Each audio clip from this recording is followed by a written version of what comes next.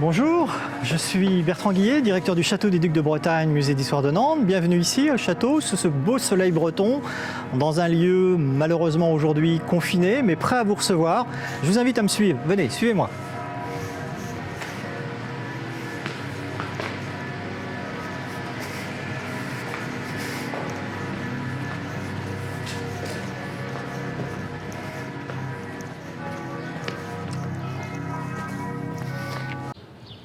Nous voici donc dans la cour du château, aujourd'hui bien vide, puisque cette cour a une particularité, c'est qu'elle est ouverte au public, c'est une place publique. Nous ne sommes pas du tout dans une cour fermée où il faut billetterie pour y accéder. La cour est ouverte au public, les remparts sont ouverts au public. C'est un véritable lieu de découverte, de promenade pour les Nantais, pour les touristes. Et aujourd'hui, effectivement, le cadre du confinement rend cette cour tout à fait particulière.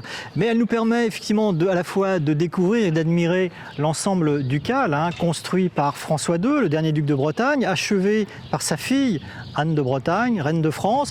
Donc ici le grand logis qui était les grands espaces du gouvernement de la Bretagne, et puis le grand gouvernement qui était les grands logis ducaux. On a un paradoxe dans les noms des lieux et leur fonctionnalité. C'est tout simplement une interversion qui a eu lieu au XVIIe siècle.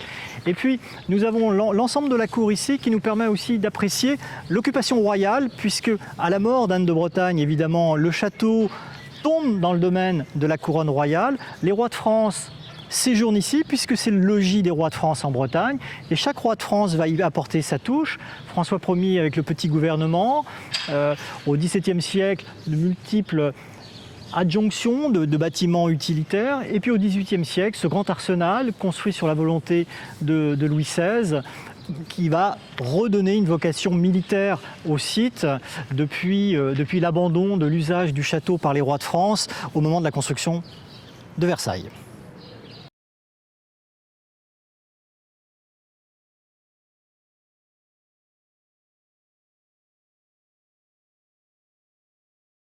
Bien, nous venons de quitter la cour et nous sommes à présent dans la première salle du musée, puisque c'est l'accueil. Autrefois ici les cuisines ducales. C'est un des points, une des caractéristiques en tout cas ici de la visite du monument, c'est cette espèce de jeu perpétuel entre le château et le musée. Alors évidemment, la salle d'accueil est aujourd'hui bien vide, avec ses écrans éteint, son dispositif de visite, enfin de construction de la visite qui est aussi éteint, et qui pose une vraie question justement dans le cadre du confinement et de l'après-confinement. Comment allons-nous travailler sur ce type d'outils? Mais je vous montre à nouveau le chemin à l'intérieur.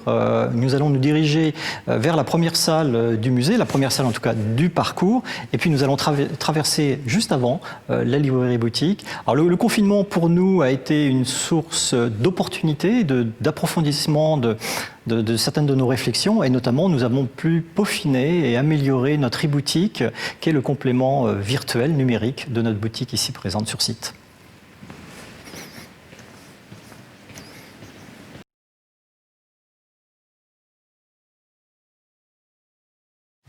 Nous sommes actuellement dans la première salle du musée qui s'intitule « La naissance d'une ville marchande ». Première salle d'un cheminement de plus de 32 salles qui vont nous permettre de découvrir à la fois le monument dans ses intérieurs, mais aussi toute l'histoire de Nantes, des origines, ou plus exactement de l'implantation sur le site fluvial et portuaire qui était autrefois Nantes, jusqu'à la période contemporaine.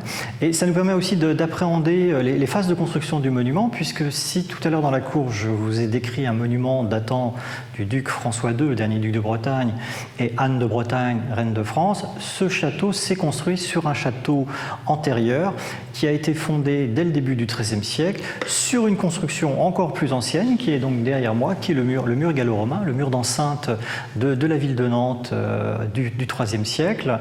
Et c'est sur ce mur, au XIIIe siècle, que ce premier château s'est construit. Tout d'abord une grosse tour ronde de type philippienne, et puis une extension au cours du XIIIe et XIVe siècle, château qui sera totalement démoli à l'exception d'une tour pour justement la réalisation du château de François II. Dans cette première salle, qui est une salle introductive, puisque le parcours du musée a cette caractéristique d'avoir de nombreuses salles introductives, pour une raison très simple, c'est qu'à Nantes, il existe aussi un deuxième musée, qui est le musée d'Aubray, aujourd'hui fermé, avec lequel nous sommes complémentaires, et sur ces périodes historiques, ce sont des périodes qui sont plutôt dévolues au musée d'Aubray, donc nous faisons une simple synthèse pour comprendre justement les premières grandes orientations de ce portrait de ville que nous faisons ici au musée, mais que nous allons véritablement décrypter à partir du XVIIe siècle jusqu'au XXe siècle. Les collections du château de Nantes et du musée d'histoire de Nantes ont une histoire particulière, puisque ce sont plusieurs fonds constitutifs qui proviennent d'ensembles différents. Un premier fonds, évidemment, vient du site, qui a été réalisé dans les années 20 autour d'un musée d'art décoratif, puis d'un musée d'art populaire. Un deuxième ensemble, qui est un musée privé sur le port de Nantes, a donné énormément de collections, puisque c'est un musée qui avait vocation à décrire l'histoire du port de Nantes, notamment du XVIIIe siècle, XIXe et XXe siècle. Et puis un troisième ensemble important qui provient du musée colonial, musée ayant ouvert ses portes au début du XXe siècle et qui avait fermé dans les années 30.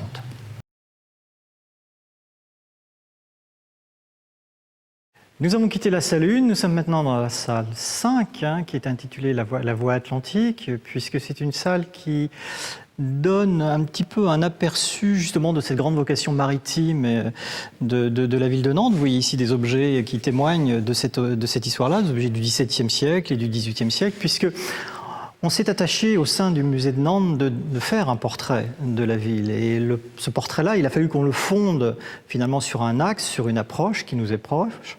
Et on a choisi évidemment une idée relativement simple, c'est que Nantes s'est construite dans sa relation à l'eau. Et c'est cette relation à l'eau qui a forgé cette identité singulière de la ville. Donc systématiquement, quand on se promène dans ce musée-là, dans toutes les salles, les objets phares, les objets qui sont au centre de chaque salle, sont des objets qui renvoient à cette dimension fluviale et maritime. Alors évidemment, on joue toujours aussi dans cette relation au monument. Ici, vous êtes dans une salle très spectaculaire, puisque c'est une salle inachevée, on a plus de 28 mètres de hauteur. Mais cette salle, pour nous, est importante, puisque même si historiquement, elle s'avère extrêmement complexe, on ne comprend pas trop son achèvement, on ne comprend absolument pas son usage, en tout cas durant la période médiévale. Cet usage, justement, aujourd'hui a une fonctionnalité beaucoup plus intéressante puisqu'il nous a permis d'y glisser tous nos ascenseurs et toutes nos passerelles pour en faire véritablement le noyau central de la distribution de la visite dans les deux corps de bâtiment, le Grand Logis et le Grand Gouvernement.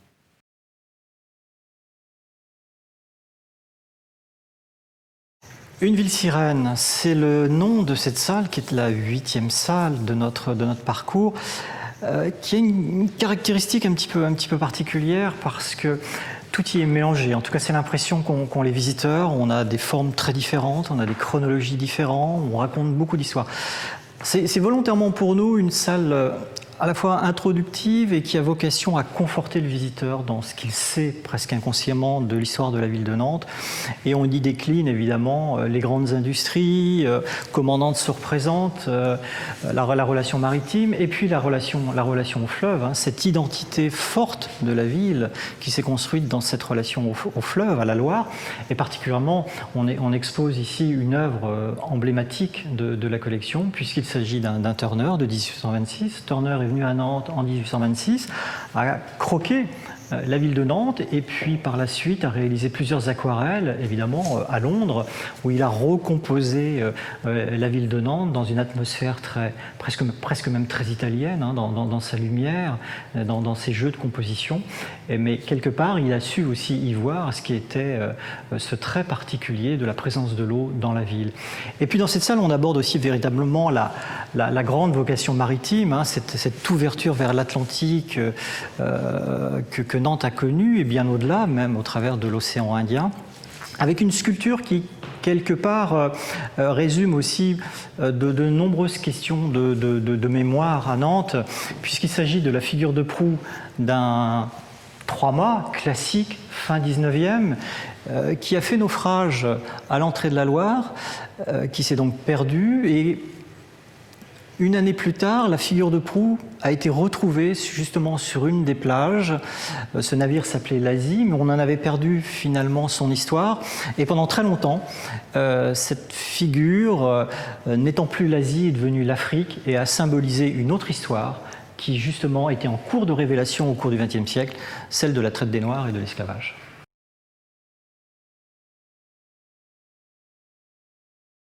Alors nous sommes ici dans une salle qui reconstitue le port de Nantes au XVIIIe siècle. C'est une salle importante pour nous, puisqu'on est au cœur même du musée où nous allons décrire la vocation portuaire et maritime et aussi la vocation coloniale. Et cette salle, au-delà d'une description du port, à la fois de ses acteurs, de ses enjeux, est une salle qui est fondamentale dans notre démonstration, puisque au travers de la compréhension de toutes les vitrines et de tous les objets présents, le visiteur va comprendre pourquoi Nantes a été le premier port de la traite négrière au XVIIIe siècle. Et que cette vocation, entre guillemets, à devenir ce premier port français n'est pas un hasard, ne s'est pas fait par défaut, mais bien par une histoire qui commence dès le XVIIe siècle et qui se cristallise au travers de ces deux vitrines pour vraiment comprendre le phénomène de la traite. Une vitrine en amont, la Compagnie des Indes, et le fait que Nantes soit le premier port à vendre les grandes cargaisons venant d'Inde, et principalement le textile, qui est au cœur de la traite négrière. Et puis l'aval, évidemment, on ne peut pas comprendre la traite négrière et l'esclavage sans le sucre et sans la production du sucre. Ici, vous avez les clés complètes de compréhension de cette histoire-là que nous déclinons aussi au travers de deux tableaux, de ces deux portraits de Monsieur et Madame d'Orbrouck, qui étaient la famille la plus puissante de Nantes au milieu du XVIIIe siècle, dans ce grand négoce colonial. Ces tableaux que nous appelions autrefois Monsieur et Madame d'Orbrouck, et aujourd'hui, dans notre démarche de décolonisation de la pensée, que nous intitulons désormais Portrait de quatre Nantais, puisque vous pouvez y voir, au-delà des deux époux d'Orbrouck, la présence d'esclaves à Nantes. Nantes, port négrier, mais aussi port esclavagiste.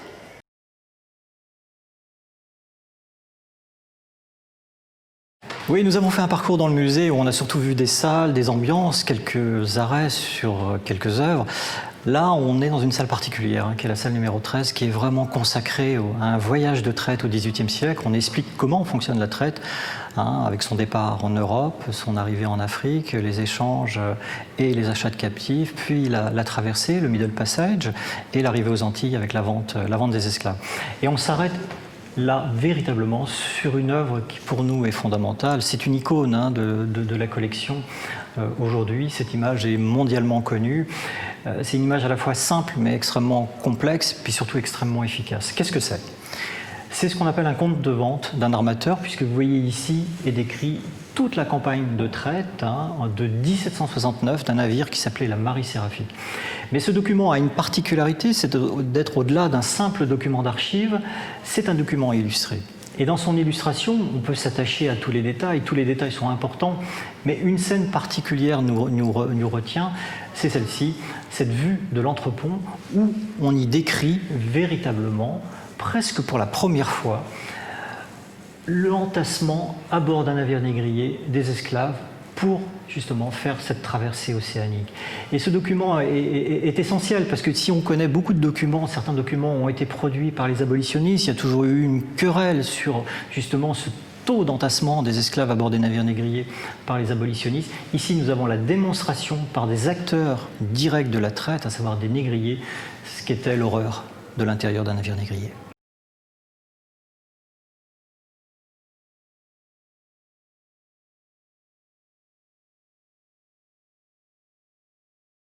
Nous sommes à présent dans la séquence sur la Première Guerre mondiale, puis sur la Seconde Guerre mondiale. Nous sommes à la fin du parcours. Ces salles, pour nous, sont importantes. D'abord, elles sont le fruit d'un travail très particulier, puisque l'ensemble des objets que vous pouvez voir ici sont issus de collectes, d'une collecte auprès des Nantais. Les Nantais sont venus quelque part un petit peu constituer ce patrimoine que nous montrons. Et puis ces salles, pour nous, ont aussi un sens particulier, comme le sens que peut avoir la salle ou les salles sur la traite des Noirs et l'esclavage, puisque le musée s'inscrit dans dans son histoire, je dirais presque même dans son ADN, avec la signature de l'édit de Nantes ici au château, dans un musée d'histoire responsable, engagé, engagé au titre de la citoyenneté, engagé au titre de l'éducation contre le racisme. Tous les scolaires qui viennent ici, justement, sont imprégnés de notre discours, de notre message, et ces salles ont vraiment vocation à préparer nos futurs citoyens.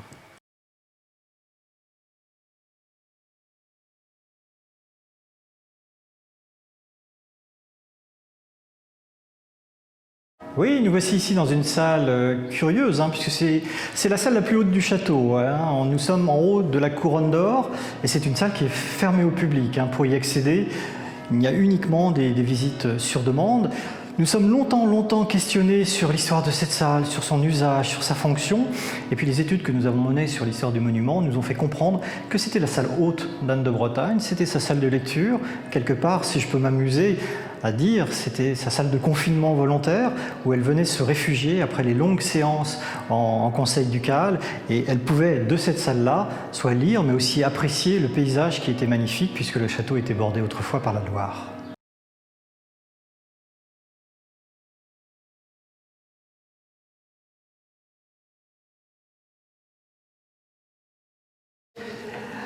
Après avoir parcouru le musée, on a fait des bonds au sein du musée, et notamment toute l'histoire industrielle nantaise que nous n'avons pas vue. Nous sommes ici dans la salle d'exposition du château, où nous devions, début avril, inaugurer une importante exposition sur l'histoire de l'entreprise Lu, Lefebvre Utile, les biscuits Lu, notamment sous l'angle de l'innovation. Vous êtes ici dans la salle introductive avec le premier tableau présenté. Et malheureusement, avec le confinement, cette exposition n'a pas pu s'ouvrir à la date voulue, à savoir début avril, mais surtout elle n'était pas terminée non plus au moment de la prise du confinement, et aujourd'hui les collègues sont en train d'achever cette exposition et nous espérons pouvoir l'ouvrir au moment de la réouverture générale du site, à la fois le musée, le château, les expositions. Fin juin, début juillet, nous aurons la date très prochainement, et je vous invite tous à venir retrouver nos vieux murs, retrouver le musée moderne et découvrir la fabuleuse histoire de l'entreprise Lu.